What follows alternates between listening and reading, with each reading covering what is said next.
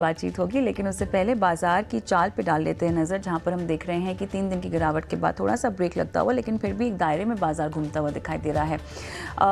24,200 के पार यहां पे कारोबार हो रहा है। और बाकी अगर हम देखें तो बैंक निफ्टी ऊपरी स्तर से करीब 350 अंक फिसला है फिलहाल 49,918 के लेवल से, और 170 अंकों की तेज़ी यहाँ पर दिखाई दे रही है। अगेन काफ़ी सीमित कारोबार हो रहा है। स्टॉक स्पेसिफिक एक्शन में अगर हम देखें तो ऑयल एंड गैस में जमकर आज खरीदारी होती हुई दिखाई दे रही है। ONGC देखिए 7.5% अभी भी ऊपर बनता हुआ दिखाई दे रहा है। कैपिटल गुड्स की बात करें क्षेत्र में भी काफ़ी जोश इस समय। ABP भेल लगभग 4 से 5% ऊपर दिखाई दे रहे हैं। फर्टिलाइज़र शेयरों में भी खरीदारी है। चंबल में हम देख रहे हैं लगभग 4% के आसपास की तेज़ी के साथ कारोबार होता हुआ दिखाई दे रहा है। तो फिलहाल सीमित दायरे में कारोबार। और 2006 एडवांसेस डिक्लाइंस की अगर हम बात करें तो लगभग 462 का आंकड़ा आता हुआ दिखाई दे रहा है। तो इस सीमित बाजार में सेक्टर स्पेसिफिक एक्शन कहाँ कहाँ पर है, क्योंकि सुबह से हम देख रहे हैं कि मेटल इंडेक्स चमकता हुआ दिखाई दे रहा है, लेकिन मिड डे मार्केट में क्या सूरत हाल है बताने के लिए मेरे साथ मेरे सहयोगी अंश भिलवार जुड़ चुके हैं। तो अंश, ब्रॉडर मार्केट में तो हम देख रहे हैं कि कमजोरी पे, गिरावट पे थोड़ी सी ब्रेक लगी है, लेकिन काफ़ी रेंज बाउंड मूवमेंट है। आप बताएं सेक्टर स्पेसिफिक एक्शन कहाँ पर है मिड डे मार्केट के लिहाज से अंश? जी बिल्कुल, सेक्टर परफॉर्मेंस की बात करें तो यहाँ पे तो सबसे पहले हमें निफ्टी मेटल इंडेक्स नज़र आता है, जो कि अच्छी खासी तेज़ी के साथ ट्रेड करता हुआ नज़र आ रहा है। इस लिस्ट में भी देखें तो हमें जिंदाल स्टेनलेस सबसे पहले नज़र आ रहा है, जिसमें खरीदारी हो रही है। वेदांत और नेशनल एल्यूमिनियम में भी अच्छी खरीदारी होती हुई नजर आ रही है। दरअसल पिछले 3-4 सेशन से ये स्टॉक्स और इंडेक्स भी दरअसल थोड़ा नीचे की तरफ सरकता हुआ नजर आ रहा था, और आज यहाँ से थोड़ा उठता हुआ नजर आ रहा था। तो यहाँ पे पोटेंशियल रिवर्सल आने की पॉसिबिलिटी नजर आती है। इंडेक्सेस की बात करें तो निफ्टी बैंक की भी बात कर लेते हैं। अगर इसका स्पेशल चार्ट हम ला सकते हैं स्क्रीन पे तो वो भी देख लेते हैं। निफ्टी बैंक वैसे तो चंद गेंस के साथ ही ट्रेड कर रहा है, लेकिन बहुत अच्छे से 100 DMA पर सपोर्ट लेता हुआ भी नजर आ रहा है। तो यहाँ पे भी एक अच्छी पॉजिटिविटी बनती हुई नजर आ रही है। साथ ही साथ आज वीकली ऑप्शन एक्सपायरी है, तो थोड़ी ज़्यादा वॉल्टिलिटी आ सकती है निफ्टी बैंक में। आगे बढ़ते हैं स्टॉक स्पेसिफिक, और यहाँ पे हम ऑल टाइम हाई स्टॉक्स की बात करेंगे। सबसे पहले बात करते हैं सफारी की। सफारी देखें तो 6% की अच्छी खासी तेजी के साथ ट्रेड कर रहा है। 2270 का एक लेवल है, वहां से अगर उसके ऊपर सस्टेन करते हैं तो अच्छा ब्रेकआउट होता हुआ नजर आएगा, जो कि आने वाले समय में भी काफ़ी पॉजिटिव सेंटीमेंट ला सकता है। दूसरा स्टॉक यहाँ पे हमें नैटको फार्मा का नजर आ रहा है, जिसने कि 1370 लेवल से काफ़ी अच्छा ब्रेकआउट दिया है, और बाद ही इसमें अच्छी बुलिश सेंटीमेंट बनती हुई नजर आ रही है। अजंता फार्मा भी देखें तो इसमें भी अच्छी खासी खरीदारी दिख रही है। दरअसल 8 सेशन से लगातार हायर हाई बनाते जा रहा है, तो ये दिखा रहा है कि इन्वेस्टर्स कितना स्ट्रांगली स्टॉक को ऊपर की तरफ लेके जा रहे हैं।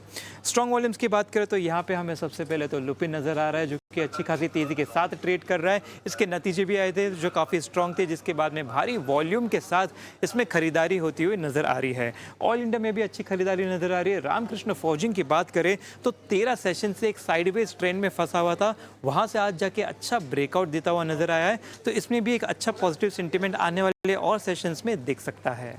तो इन स्टॉक्स पर नजर रखें। मिड डे मार्केट एक्शन तो आपने बता दिया है, और इसी के साथ साथ टाटा की कर्व EV लॉन्च भी हुई है। उसकी कुछ तस्वीरें जो हैं आपके हम स्क्रीन पर लेकर आएंगे। इस लॉन्च को लेकर जो एक्सक्लूसिव तस्वीरें आ रही है, और देखना होगा यहाँ पर जो फीचर्स बताए जा रहे हैं वो ग्रे और इंटीरियर्स को लेकर है। पेट्रोल डीजल वेरिएंट्स जो है वो इसके लगभग बर्गंडी इंटीरियर्स के साथ आएंगे। और ये देखिए टाटा की कर्व की लॉन्च की तस्वीरें आपके स्क्रीन पर फिलहाल जो है वो दिखाई दे रही है।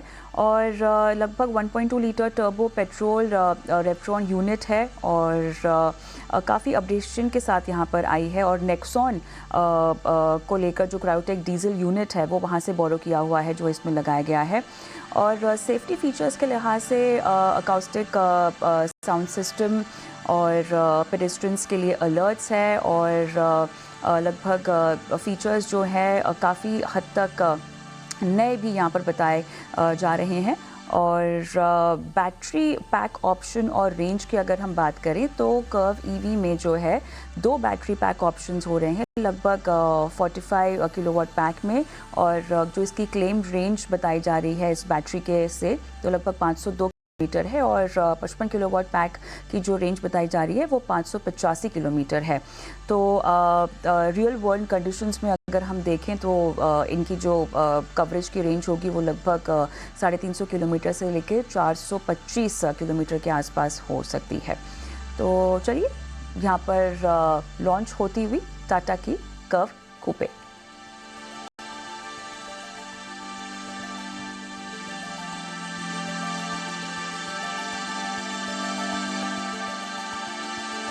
ऑलराइट, तो इस लॉन्च के बाद अब रुक कर लेते हैं हमारे मार्केट एक्सपर्ट की ओर और ईएम कैपिटल के head of research Rajesh Agarwal हमारे साथ जुड़ गए हैं। राजेश जी, आपका स्वागत है। बाजार की चाल को आप कैसे भांप रहे हैं, सर बताइएगा सबसे पहले। Good afternoon Kavita ji, thank you for calling. जहाँ तक बाजार की बात है, पिछले 3-4 दिन की जो तेज गिरावट हमने देखी, कई कारण थे उसके। वैल्यूएशन कह लीजिए या जियोपॉलिटिकल टेंशंस कह लीजिए, उन सब के बाद आज थोड़ी सी राहत की सांस कह सकता हूँ कि आ रही है बाजार में। और मेरे हिसाब से जो सपोर्ट है वो 23,800 के आसपास आता है। उसके नीचे जाता हुआ बाजार इमीडिएटली हमें दिखता नहीं है, अनलेस एंड कोई बहुत बुरी खबर कहीं से निकल कर नया आ जाए। और ऊपर में जो लेवल्स हैं वो 24,999 के जो रिसेंट हाइज हैं बाजार के, क्योंकि 25,000 का आंकड़ा एक साइकोलॉजिकल आंकड़ा भी होता है, उसके पार जाता हुआ दिखता नहीं। तो ये एक दायरा है बाजार का, अगर छोटी अवधि की बात की जाए। लंबी अवधि की बात की जाए, मध्यम से लंबी अवधि की, तो मुझे लगता है कि बाजार बहुत स्ट्रांग फुटिंग पे है। कई चीजें हुई है पिछले कुछ वर्षों में, फिर वो पीएलआई कह लीजिए, जीएसटी कह लीजिए,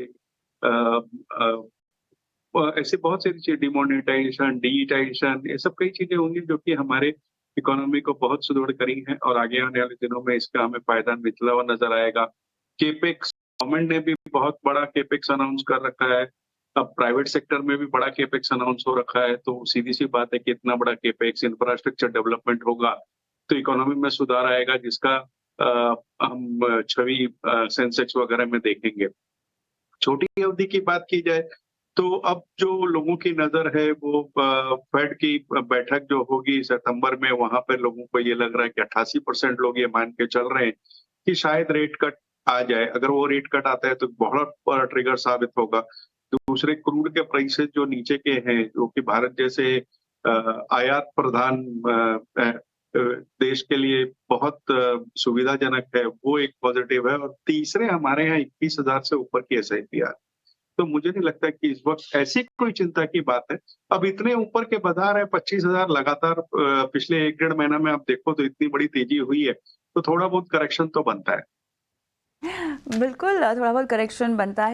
मौके भी होते हैं अच्छी कंपनियां खरीदने के और अच्छे ट्रेड्स इनिशिएट करने के लिए। राजेश जी, आपसे स्टॉक स्पेसिफिक बातचीत भी होगी, लेकिन फिलहाल कॉर्पोरेट कनेक्शन में जैसे सबसे पहले रेमंड के साथ हम जुड़ेंगे। Company textile, consumer care, engineering और रियल्टी कारोबार से जुड़ी हुई है और रियल्टी कारोबार पर फोकस बढ़ाने के लिए कारोबार का डीमर्जर किया गया है। कंपनी के पहले तिमाही के नतीजे भी जो आए हैं वो मिले जुले रहे हैं। आय की बात करें, लगभग 98% का इजाफा यहाँ पर होता हुआ हमने देखा है, लेकिन मार्जिन्स पर दबाव है। Raymond realty